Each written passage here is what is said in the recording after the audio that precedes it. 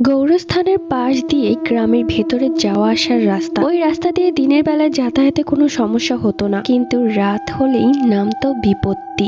একা একা যাওয়া তো দূরের কথা, ভয়ে মানুষজন দল বেঁধে যেতেও সাহস পেত না। গৌরস্থান পবিত্র একটা জায়গা, অন্য কোনো স্থানে ভয় পেলেও গৌরস্থানে ভয় পাওয়ার কথা নয়। তারপরেও গ্রামবাসীদের মধ্যে কিসের যেন একটা ভয় সবসময় লেগেই থাকতো। কেউ একা একা যাওয়া আসা করতে গিয়ে গৌরস্থানের ভেতরে দূর থেকে সাদা কি যেন নড়াচড়া করতে দেখতো এবং অদ্ভুত ধরনের আওয়াজও শুনতে পেত।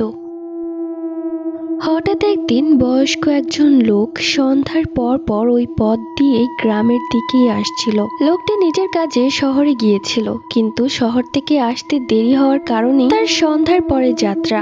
সে যখন গৌরস্থানের খুব কাছাকাছি পৌঁছালো, তখন ভীতিকর এক ধরনের শব্দে তার গা ছমছম করতে লাগলো। তারপরও সে না দাঁড়িয়ে বুকে ফু দিয়ে গৌরস্থানের দিকে এগোতে থাকলো। লোকটি যখন গৌরস্থানের মাঝামাঝি এসে পৌঁছালো, তখন সে পাশের ঝোপের দিকে তাকিয়ে চুপ করে দাঁড়িয়ে রইল। ঠিক তখনই কে যেন তার সামনে দিয়ে গড়িয়ে রাস্তার এপাশ থেকে ওপাশে চলে গেল। আর তখনই এমন জোরে চিৎকার শুরু করলো, গ্রামের আশেপাশের বাড়ির মানুষজন লাঠি নিয়ে ছুটে আসতে লাগলো। গ্রামবাসীদের পৌঁছানোর আগেই লোকটি জ্ঞান হারিয়েছে। গ্রামবাসীদের কেউ কেউ তাকে ধরাধরি করে গ্রামের কবিরাজ বাড়িতে নিয়ে গেল, আর কেউ কেউ গৌরস্থানের ভেতরে ভূতের তল্লাশি করতে থাকলো। সবাই চারিদিকে তন্ন তন্ন করে খোঁজার পর শেষমেশ দেখতে পেল একটা সাদা কাপড়ের টুকরা। কাপড়ের টুকরাটা হাতে পাওয়ার পর একজন বলে উঠল, এই গৌরস্থানে তাহলে কোনো ভূত নাই, এই কাপড়ের টুকরা দিয়েই মানুষের ভয় দেখানো হয়।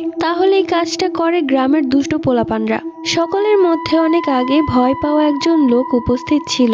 সেও সাদা কাপড় দেখে এর আগে ভূত মনে করে ভয়ে দৌড় দিয়েছিল, তাই সে নিশ্চিত করে বলতে পারলো ঘটনাটা। গ্রামবাসীরা গ্রাম্য মাতবরের কাছে উপস্থিত। গৌরস্থানের এই ভূতের একটা ব্যবস্থা করতেই হবে। ততক্ষণে ভয় পাওয়া লোকটির জ্ঞান ফিরেছে।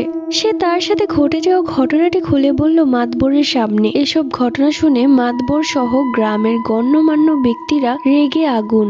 মাতবর নির্দেশ দিলেন, 24 ঘন্টার মধ্যে যদি এই কাজের সাথে জড়িতরা আমার সামনে হাজির হয়ে দোষ স্বীকার না করে, তাহলে গ্রামের সব পাজি ছেলেদের ধরে আনা হবে এবং প্রমাণ হলে তাকে চিরকালের জন্য গ্রাম থেকে তাড়িয়ে দেওয়া হবে। পরদিন সকাল 10টা। মাতবরের দেওয়া 24 ঘন্টার মধ্যে আর 1 ঘন্টা বাকি, কিন্তু কেউই স্বীকার করলো না। পরের দিন মাতবর রাত করে বাড়ি ফিরছিলেন। তিনি দেখলেন গৌরস্থানের ভেতর সাদা কি যেন একটা নড়াচড়া করছে। তিনি ভেবেছেন হয়তো কোনো পাজি ছেলে, তাই তিনি আস্তে আস্তে সেটার সামনে যায়। গিয়ে দেখে কাফনে মোড়ানো একটি লাশ। স্টোরিগুলো কেমন লাগে কমেন্ট করে জানিও। Bye bye.